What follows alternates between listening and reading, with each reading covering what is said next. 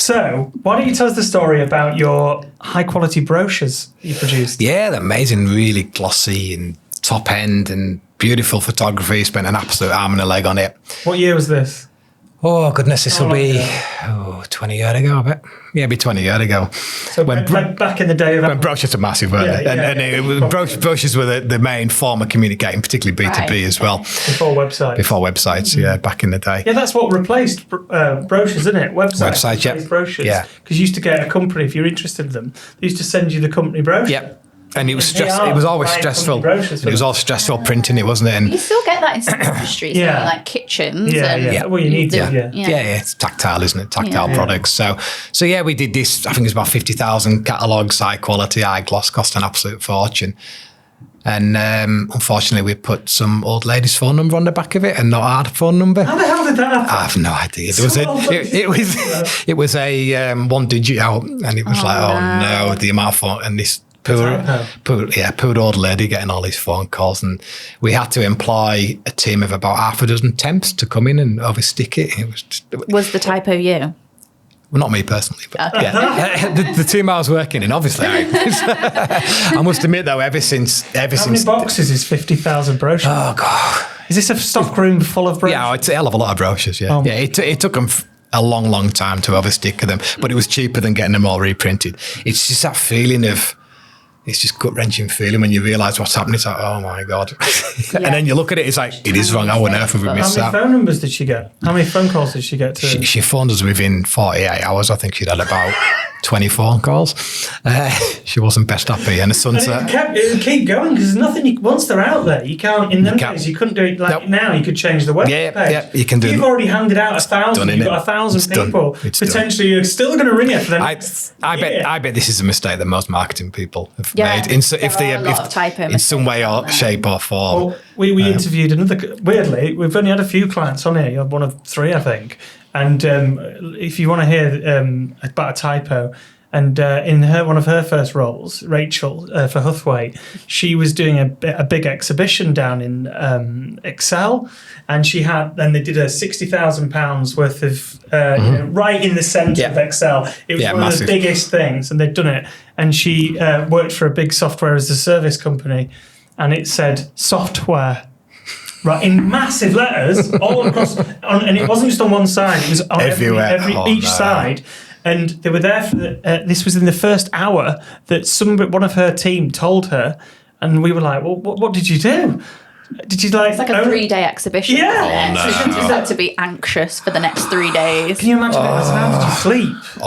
Awful. I mean, because you don't do it when you've done something daft like that. Because it is easy to do, and you can't. If you proofread a brochure, you can't see the wood from the trees sometimes, can you? And you can read the same mistake 50 times, you still ain't gonna spot it.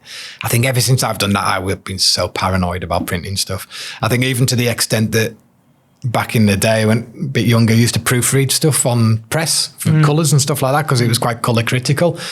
Even phoning that phone number from the press just to 100% make sure it wasn't the mistake we were going to make again. It does make you a bit paranoid. I mean, yeah, we've all made typos and press releases and all sorts of things. Okay, and the second one of your 2 mistakes you've got when you did a mail merge. I'm not going to lie, I've got probably 10 mail merge errors where it's merged the wrong. So it'd say like mail merge. That's your first marketing mistake. What's a mail merge? Yeah. Seriously. So like, oh my God, Gen Z's looking at me as well. Taking it from Excel and putting it in Word basically as in a letter format. Oh right. So for instance, if let's say you've got 1,000 people in a database, and you want to send an email one email to 1,000 people.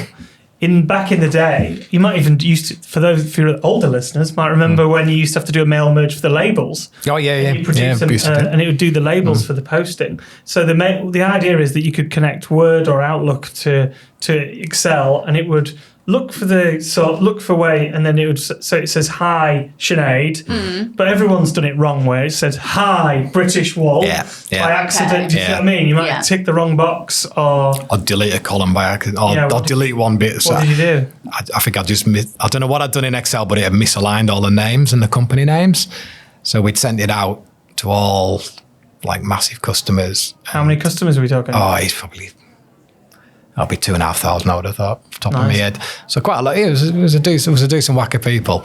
And all the names are wrong. And they knew who the competitors were. So they were getting with the competitor's name on it, but their company name on it. Awful. Well, you had the competitor's name in your email? Yeah. Well, it wasn't an email, was it? It was a printed one. So it would say, say you're my competitor, it would say, "Dear Chris," from British Wool, and it was like, and they knew who the competitors were. We got some right irate phone calls from customers. You don't even know our name. I'm still confused. You sent a letter from. Do you understand that? So you sent a letter, and it had so it would be like their first name, but then we'd added their full name, but the competitors, details. Was there like details in there that you shouldn't have sent? No, it was just an address. There was no it was a generic kind of communication. There's nothing nothing confidential in there. But nevertheless, everyone's queue phone calls, and I just died when I found it, because that literally was my mistake. That is the one I will fess up to. I had nobody else to blame for that one. And but again, we didn't have ChatGPT, we didn't have Google to Google how to do a mail merge. You had to figure stuff out back in the day. And well, that's my excuse, and I'm sticking to it. with that, like when you did stuff wrong, like now, like people, even 5 years ago, before AI, you had some sort of problem with Meta, or if we're talking recent social media, you could kind of Google it, find a site, then look through the forums, find the answer. Yeah. But even before, now AI just gives you the answer straight off the bat. Miles easy, isn't it? But back then, it was like, I've screwed this up. This is broken. Yeah. What do I do? There was no YouTube. No YouTube. No. God, I wouldn't be able to get through the day. No. Without being able to just figure shit out. Yeah, it was good. It was well, it was good. There wasn't more mistakes. Well, I'm sure there was. There was. He's probably pushed to the side. Yeah, we haven't got all day.